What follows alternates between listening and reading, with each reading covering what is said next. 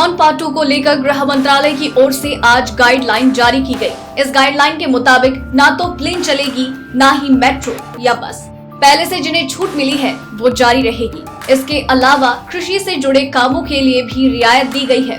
इसके साथ ही ट्रेन या फिर बसों में कोरोना वॉरियर्स को आवाजाही की इजाजत दी गई है।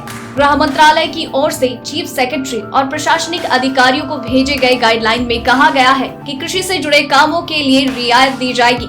मनरेगा के तहत काम होगा, वहीं औद्योगिक गतिविधियों पर रोक जारी रहेगी। सभी तरह के परिवहन सेवाओं पर रोक रहेगी। सार्वजनिक स्थानों पर मास्क पहनना अनिवार्य होगा। क्या क्या बंद रहेंगे?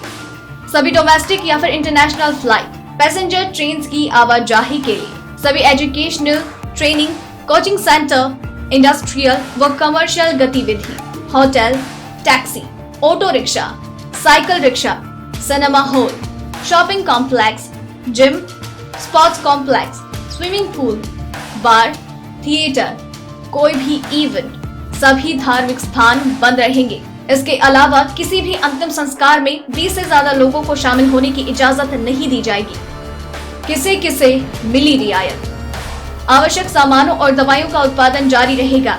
SEZ के तहत उत्पादन जारी रहेगा। इसके अलावा कुछ शर्तों के साथ ट्रकों को आवाजाही की इजाजत दी गई। ग्रामीण इलाकों में औद्योगिक गतिविधियां जारी रहेंगी। केबल टीवी, DTH, टेलीफोन समेत आवश्यक सेवाएं जारी रहेंगी। बिजली मैकेनिक, कारपेंटर को इजाजत दी गई है। कृषि से जुड़े कामों में रियायत। केंद्र सरकार ने किसानों को राहत देते हुए कृषि से जुड़े कामों में इजाजत दे दी है।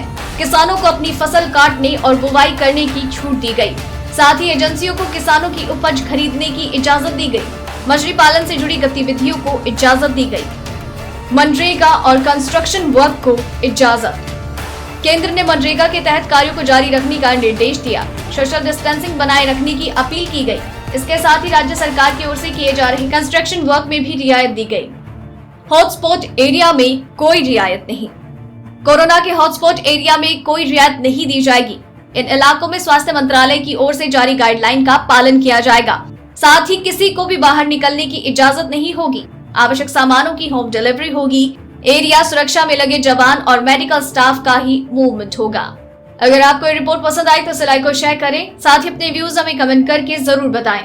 डेली ट्रेंडिंग न्यूज की रिपोर्ट सब्सक्राइब करें हमारा चैनल ऐसी ही लेटेस्ट और इंटरेस्टिंग न्यूज के लिए।